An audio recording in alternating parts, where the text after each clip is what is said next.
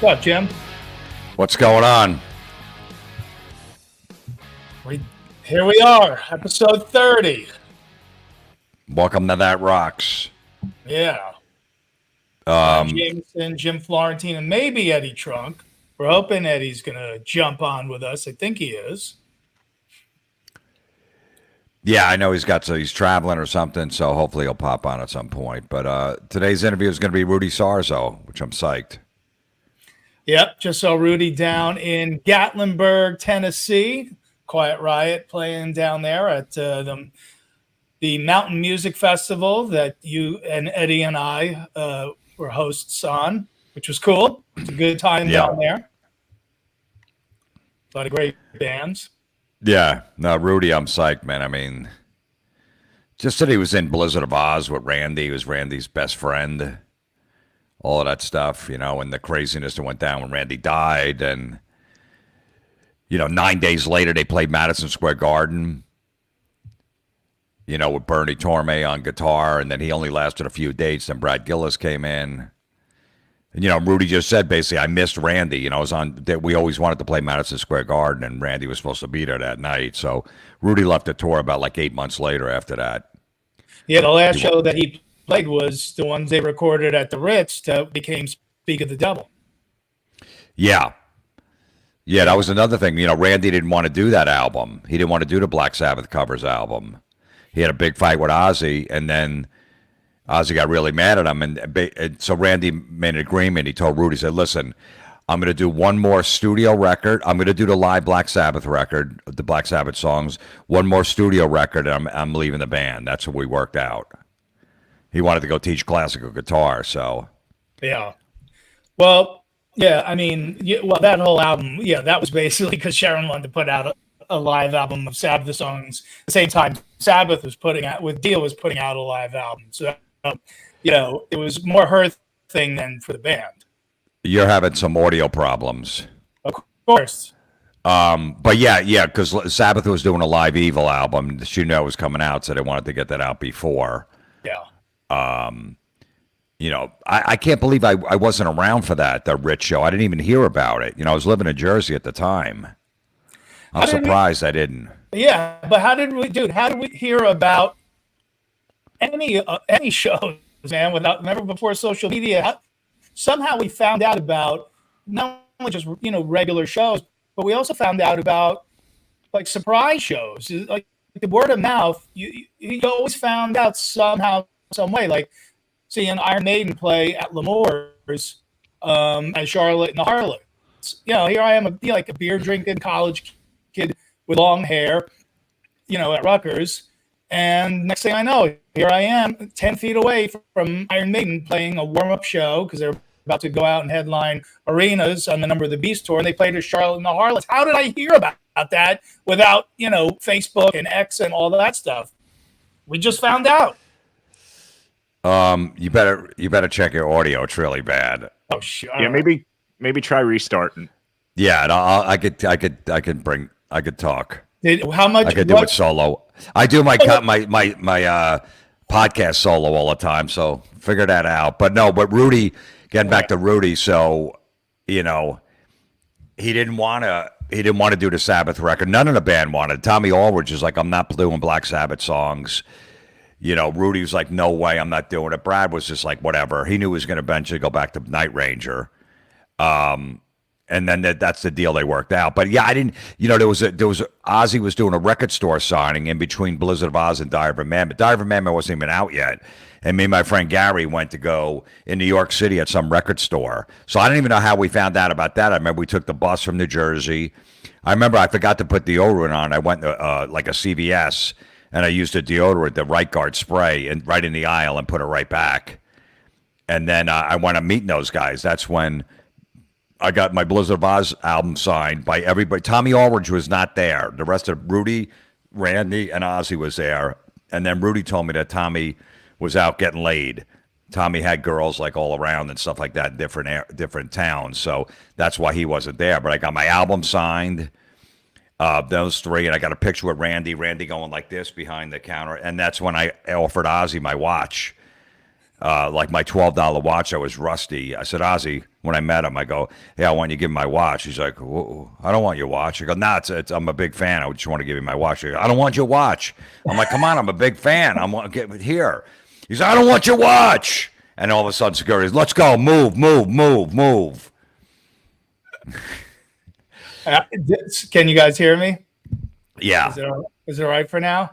It's so funny. So somewhere, because you and I didn't even know each other back then.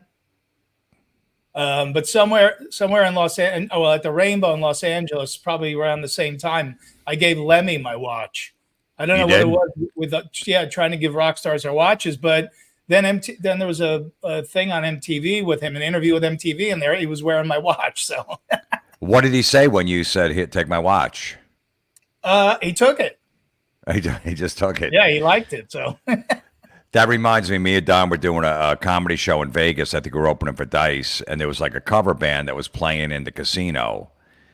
And the singer knew us. He came up to us afterwards because we were in the crowd, and he had this really nice watch on. And what did you say to him again, Don? How did you get his watch?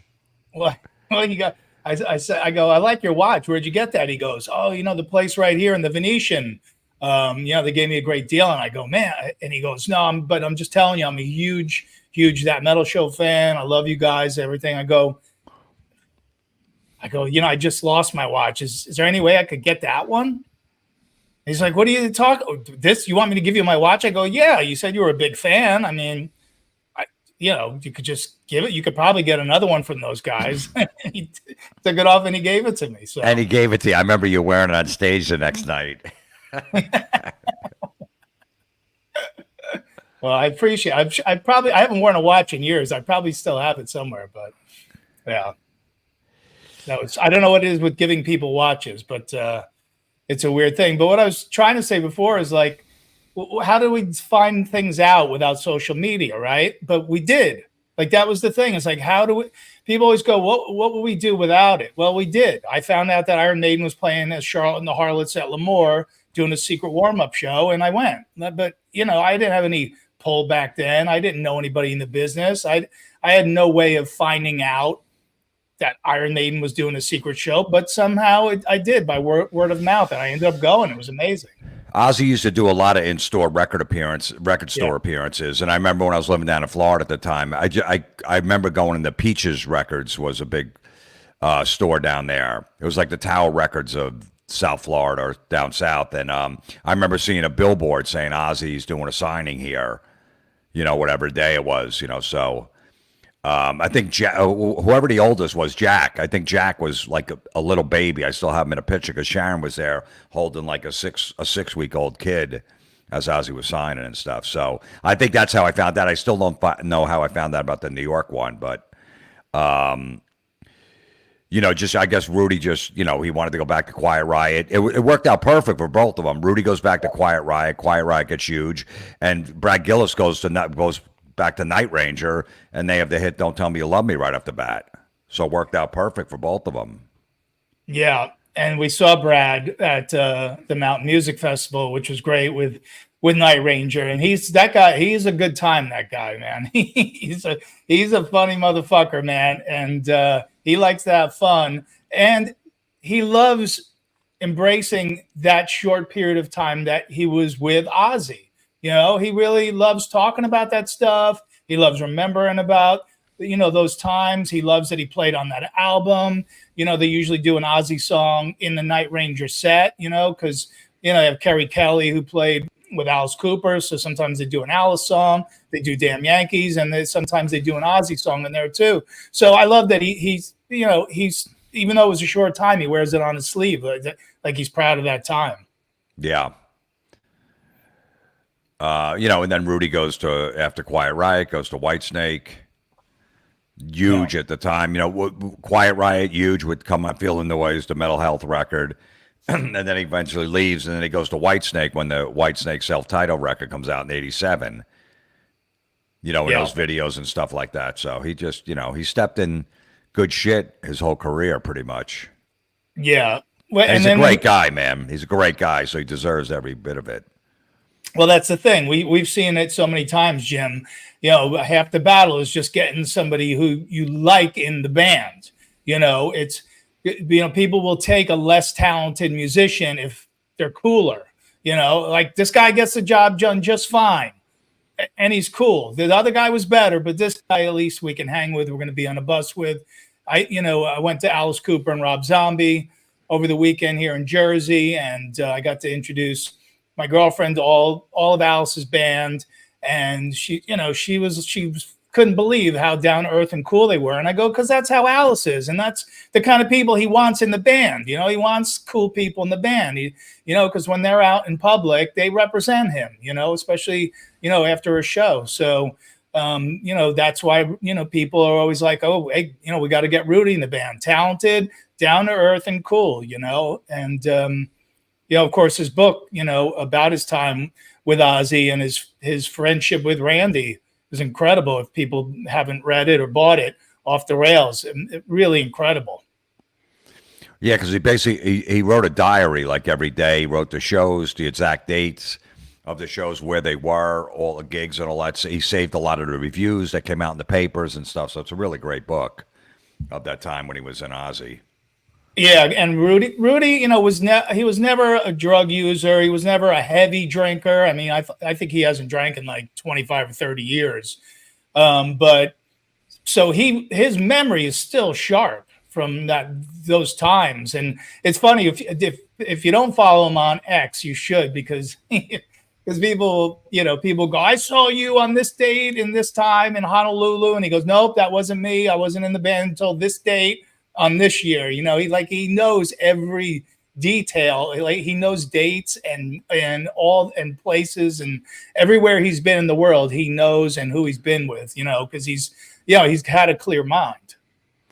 Yeah, it's weird because the connection me and Rudy have, because he was living down in South Florida before he got the gig with Ozzy. Came over from Cuba, and he used to play in like cover bands at this place called the Button South and all these bars. And I'm sure I saw him because I used to see cover bands all the time.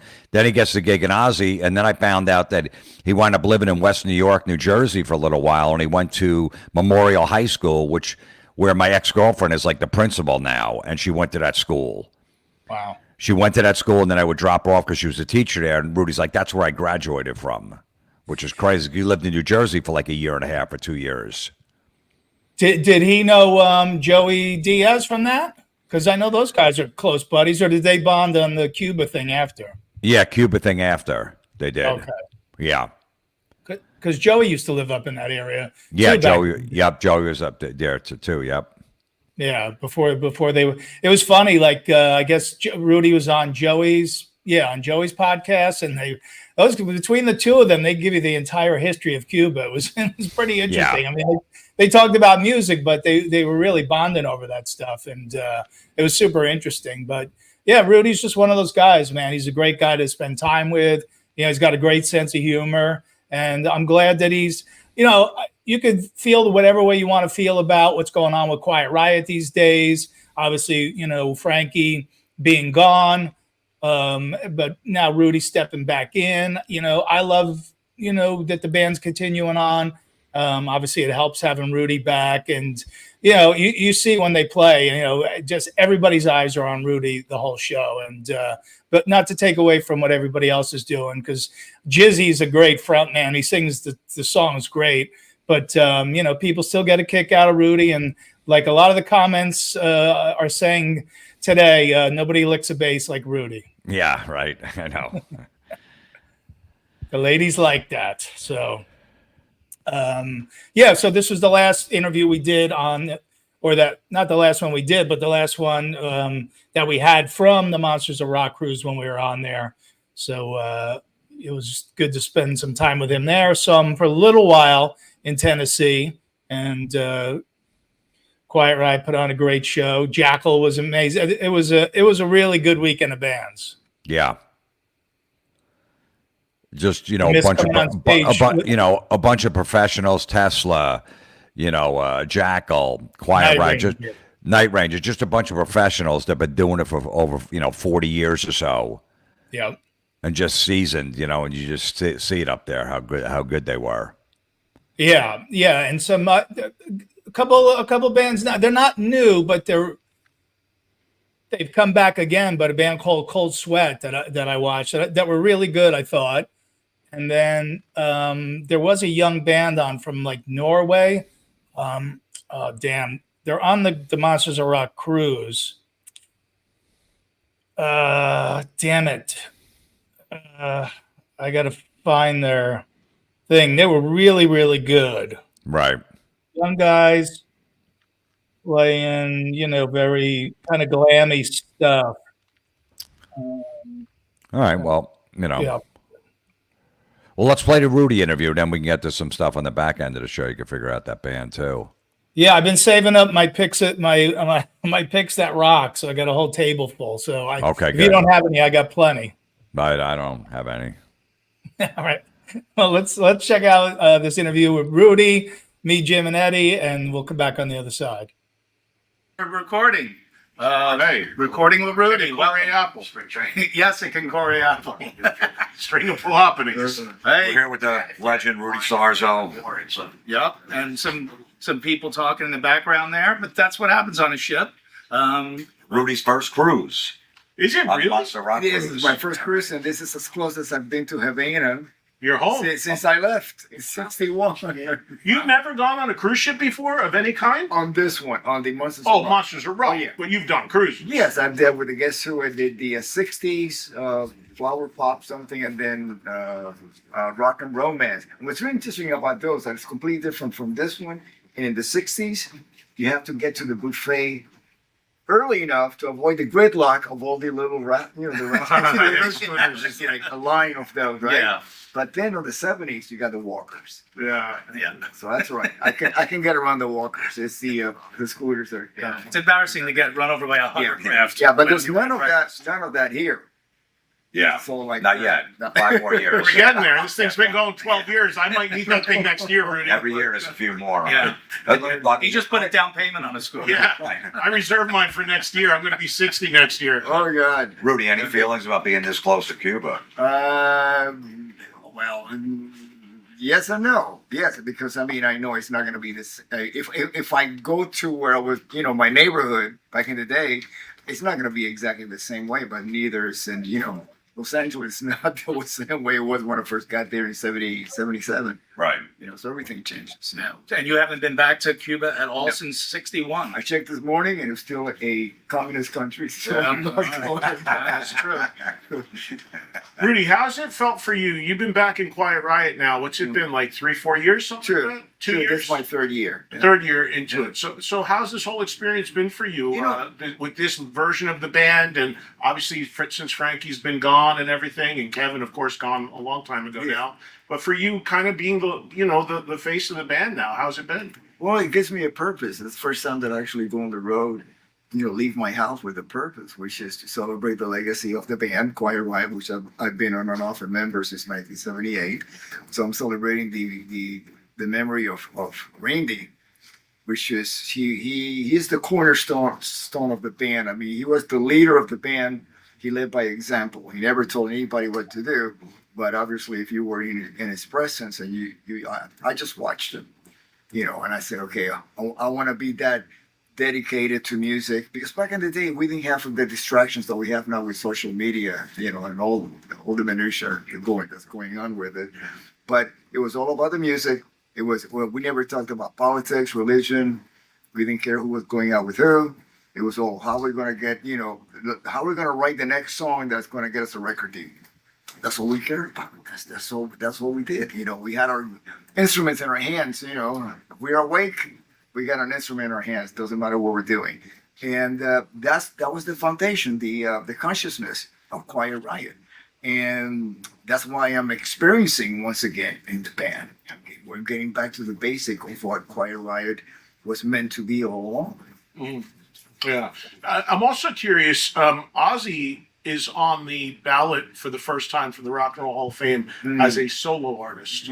What are your thoughts on that? Do you think he should get there as a solo artist? Well, I mean, that would be. I mean, Randy's already there by himself without a band, so that was just, it just complete the whole picture. I wonder who would go in as a solo band. Just there is only Ozzy. Oh, it's not the solo band either. This is just me talking. Right. I've got a huge problem with that because, in my opinion, and I told the Rock and Roll Hall of Fame this because I'm a voter. I was like, in my opinion, you want to put Ozzy in solo, it's totally deserving. But I feel you must also include and acknowledge people like yourself, Bob Daisley, Lee Kerslake, Zach, Jakey Lee, Tommy. People that were super important, especially in the creation of the records. Daisley and Kerslake, hugely important in writing, especially Bob Daisley, and obviously what Randy brought, and obviously what Jake later came in, and what Zach brought. I mean, people contributed a lot, as you know, and I think they should be acknowledged, if not actually inducted, also acknowledged at least. But Eddie, do they do that with the solo bands? That's the argument that I got back, because they said to me, they're like, well, we inducted Elvis and we didn't induct his band, and his band was important and he didn't even write a song. So, but they just did Elvis. Okay. So they look at it as solo artist, just the person. But I just feel in the case of Ozzy that there should be at least acknowledgement of the people. Because you got all the bands that he had, Tommy Aldridge, all of you, yourself. I mean, so important to what Ozzy did. So Yeah, but correct me if I'm wrong. I hear that you have to pay for your own ticket to get there, and then to go to the show. Not if you're being inducted. Oh, not if you're being inducted. You get a +1 covered, but beyond that, if you want extra people, yeah, you pay a lot of money. That's okay. You better stay. You'd rather stay home.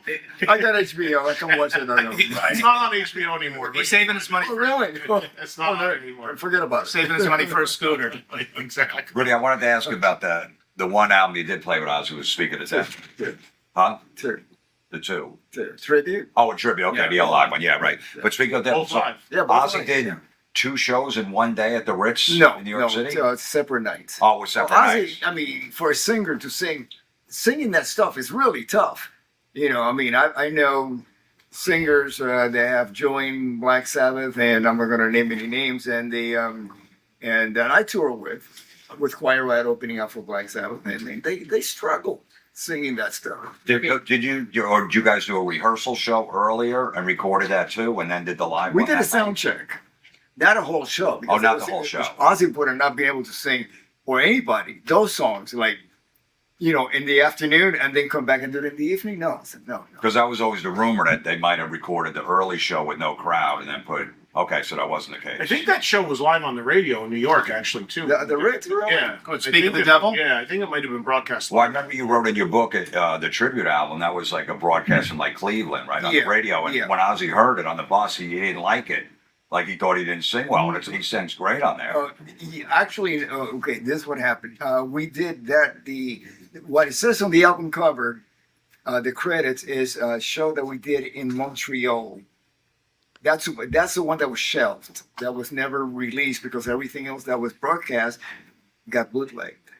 Like Bad Head Soup. That was from Cleveland. Now the people that have a lot of time in their lives to put audio in computers and compare, things, as like, they claim that is actually Bad Head Soup from Cleveland and not from the one from Montreal, which to me, it makes more sense to release the one from Montreal because it was never released. And they also say, well, that's the guitar solo from Cleveland. I'm going, you know what? To me, every show was exactly the same way. It wasn't like we had a really bad show one day or a terrible show, and then the next day we had a good show. No, they were all very consistent. So I don't care. Yeah, okay. It's Randy playing live, and that's all that matters.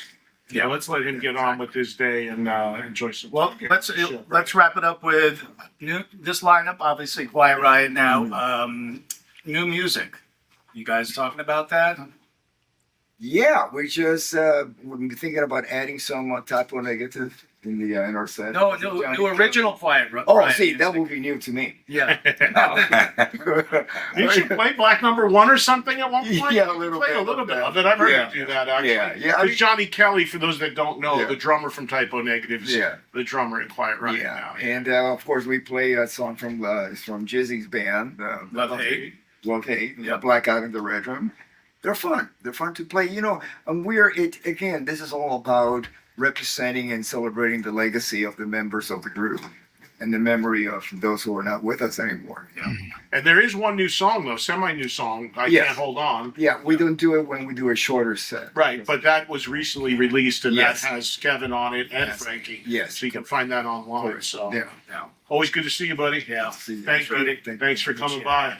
Great seeing you, Rudy. The great Rudy Sarzo. Away we go. There he is, the man. Continuing on, playing better than ever, looking good, and always good to hang with him. Yeah. So So you got some picks for the week? I got picks for a year. Yeah. Well, they've just What do been you got? piling up my table here. So my picks that rock. All right. So first one I want to shout out to is my guys in the band Crowbot. Well, okay, we'll talk about Sonic Universe first then. So this is a Mike Orlando plug. So Mike is the guy with the cross around his neck who's teamed up with, to his right, Corey Glover from Living Color, and they have a band called Sonic Universe. And that album is called It Is What It Is, and it's an awesome album, and it came out about 3 or 4 months ago, but it got overshadowed by the next album that Mike Orlando put out, which is called Category 7, and that's the band name. And that's Mike Orlando on guitar, Phil Demmel on guitar, John Bush on vocals, Jason Bittner on drums, and Jack Gibson from Exodus on bass.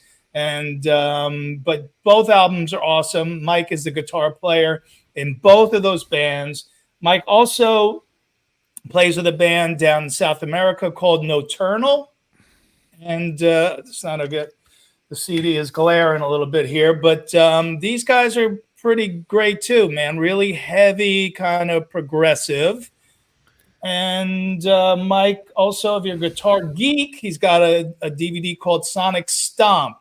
He is a very unique player, and he's a shredder, to say the least. So that's the Mike Orlando plug. He's got lots of stuff going on. You know, some people might remember Mike originally from Adrenaline Mob.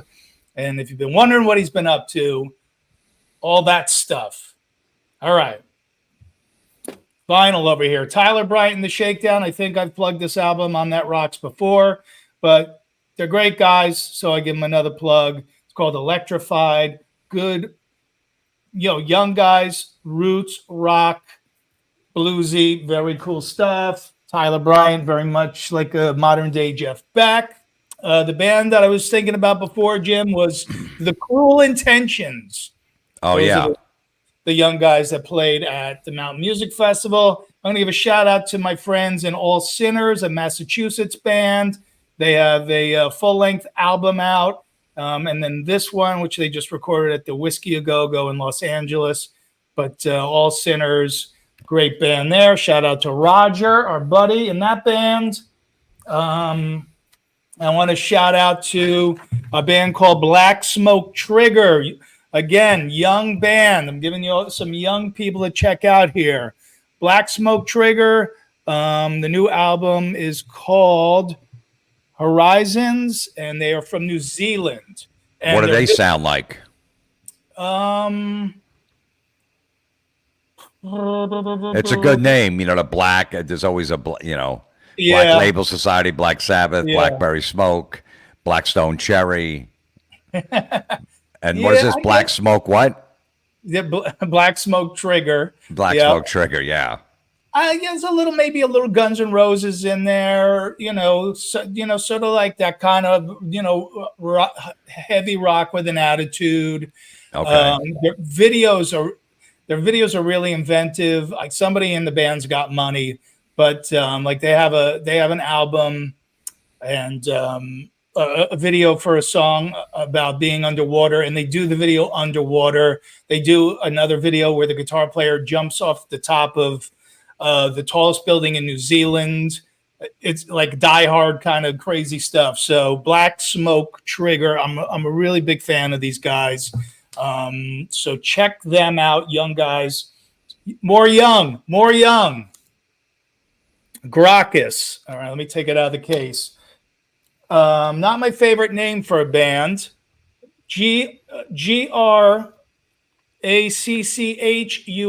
Gracchus. There you go. From New Jersey, Jim. And Okay. usually when people, and the album's called Murder Party. These guys are, I expected nothing putting the CD in. Somebody handed it to me. It's friggin' amazing, man. Very cool, like Metallica meets Dream Theater kind of music.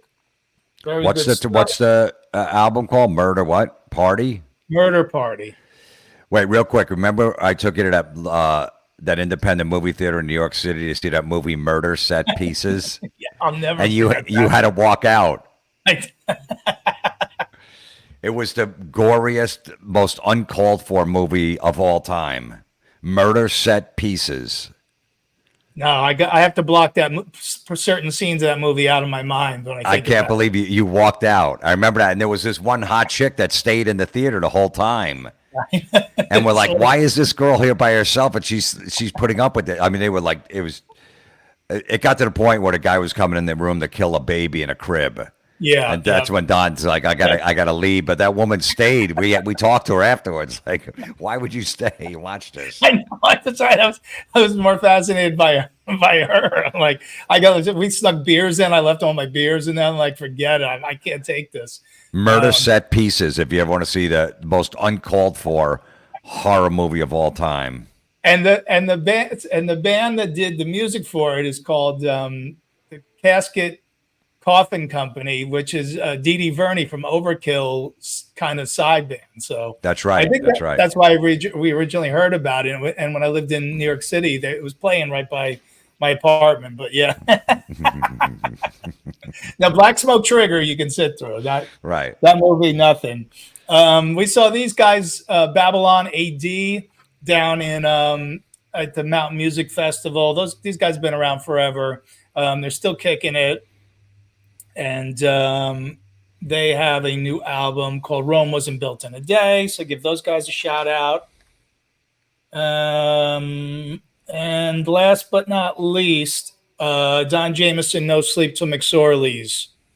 Still available on all your favorite streaming services.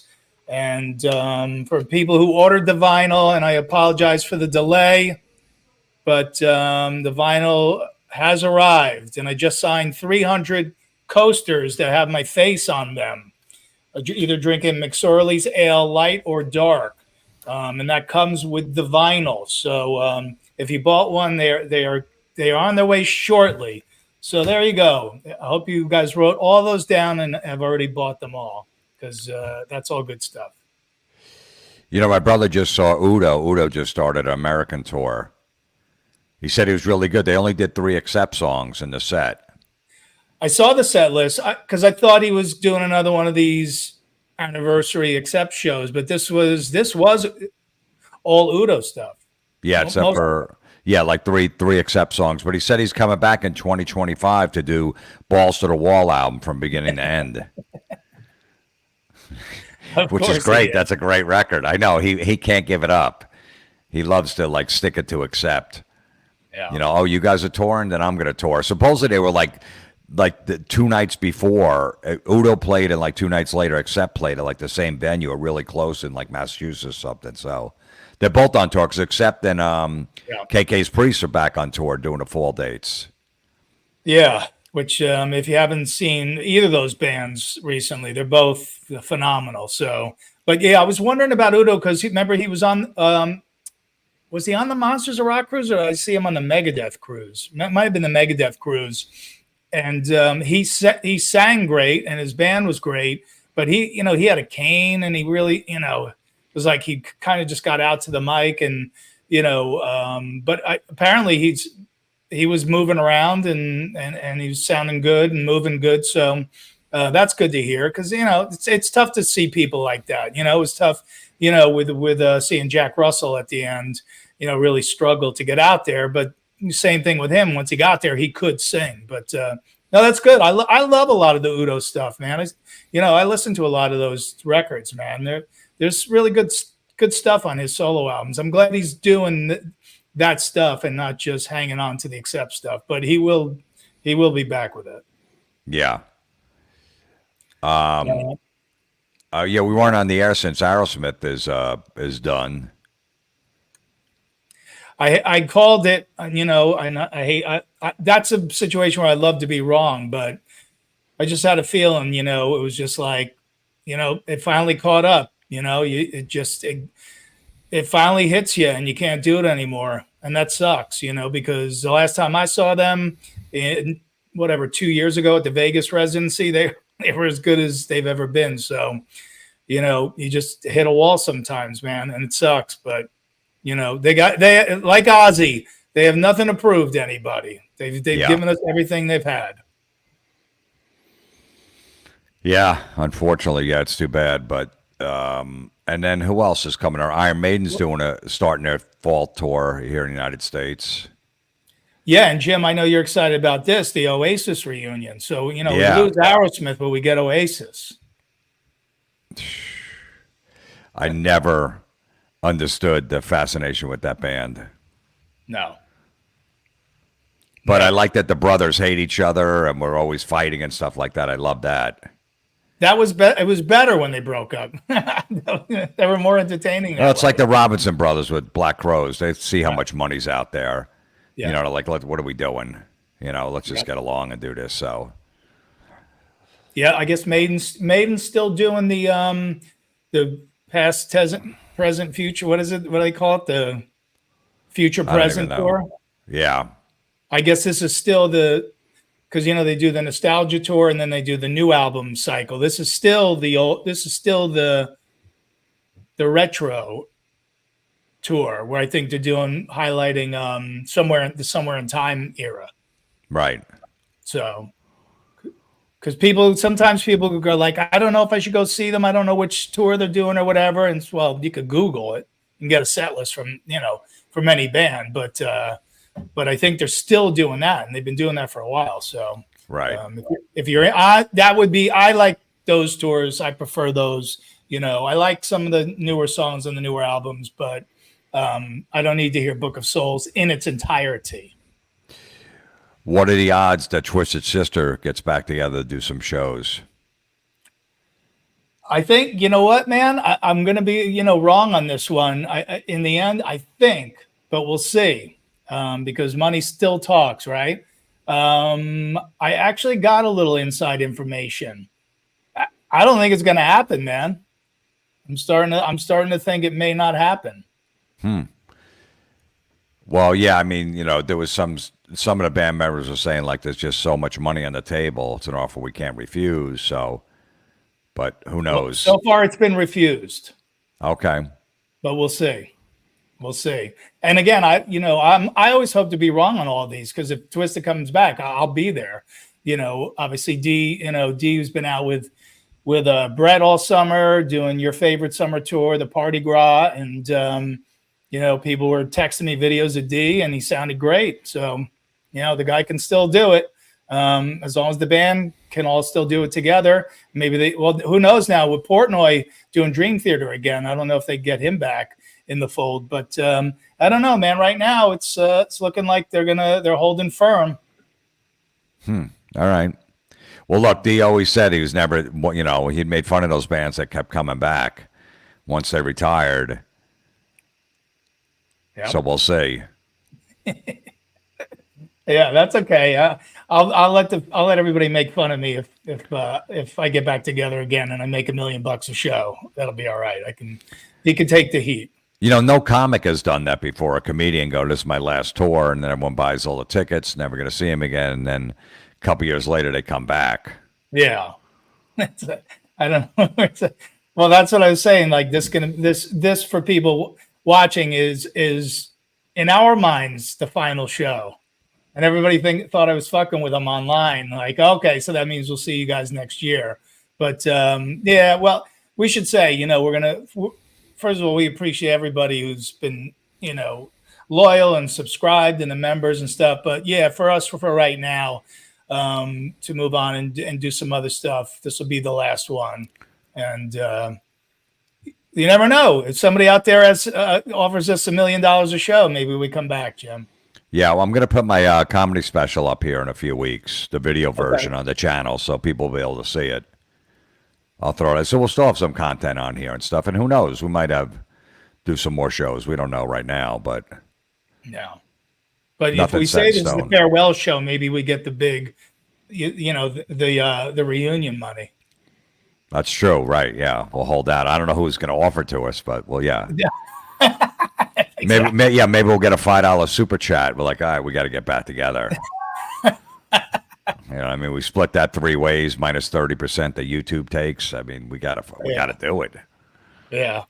But I got a lot of nice messages from people around the world, man, which is cool. A lot of people in the UK have been watching, people who knew about that metal show but really couldn't, weren't able to watch it, with any regularity. So we thank you guys and everybody else. And of course, our people behind the scenes, Joe and Andy, who's also known as Discount Don Jamieson on some other podcasts. So we appreciate those guys helping us out and getting us up and running and putting up with our old asses not understanding technology a lot of the time. But it's been a lot of fun. But we'll see. We'll give it a rest for now and see what's going on. We're hoping Eddie would jump on with us, but guess not. Yeah. Well, I got a new comedy album and special coming out September 27th. It's called Can't Please 'Em All. You can pre-order it. The audio, wherever you get audio at, Amazon, whatever, all those different places, Apple, Spotify. Yeah, pre-order if you can. Can't Please 'Em All, coming out September 27th. That's my birthday. Excellent. So I'll be. Oh, it is. That's right. Yeah, that's right. Yeah. So you're not gonna do vinyl? No, I've never done vinyl on a comedy album. You should, I should do it. Man. I should do it once. I'll hook you up with my people at experiencevinyl.com. That's where you can get my vinyl, experiencevinyl.com. And maybe we'll get Jim's on there too. You never know. I'll have it on DVD and CD. I do have the DVD CD package. Sometimes people want a physical copy. Yeah, but the vinyl's a pain in the ass to if you're going to travel and sell after shows, but I'll figure that out. Well, we're in Pittsburgh. Me and Don Jamieson are in Pittsburgh this weekend at I forget what place, at Friday night. Yeah, we're the 13th this Friday, everybody. If you're in the Pittsburgh area, we are at the Squirrel Hill Sports Bar. So that's where we're going to be. Tickets are 20 beans with our friend Ghetto Joe Howard. And I think the link for those tickets are on eventbrite.com. That's where we'll be Friday night. So come join us in the Berg if you're around. And then the next night, we will magically appear in Cleveland at the Winchester Music Tavern. Same show there.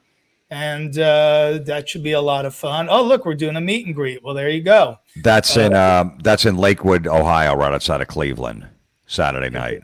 Yeah, great venue. Excited to return there. We had a great show there the last time we were there, so excited to come back. So Pittsburgh and Cleveland, we'll see you this weekend. And that's it for me, Jim, unless you got anything else. I will do a member show, I think. No, that's it. But yeah, we'll do the member show right after this. So if you guys any you guys are members, I do have a death metal logo if you want to take a shot. Yeah. It's there's 3 of them, so there. It looks like a fake beard. I know it does, right? Oh, I'm starting to see something like an ERTNU. There you go, Florentine. Like unearth or something. Close. There's definitely a U. There's definitely an E. There's definitely an A. There's definitely a T, and there's definitely an H. So you got a lot of it. You're actually just missing one letter. It's the second letter. Yeah, I can't. That's just I can't see what that is. That's a band from Rochester, Rochester, New York, who I love, called Undeath. On Death. Okay, now I see the D. Yep. I don't see the N, but yeah, okay, On Death. Nice. Okay, and these, and that's one of those. So this is from a tour poster. So this is a whole show. This is that you could probably make out.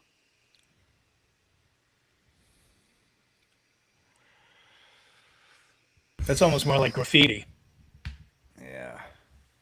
Nope. Jarhead. Yep. Jarhead Explorer. Doesn't start with me.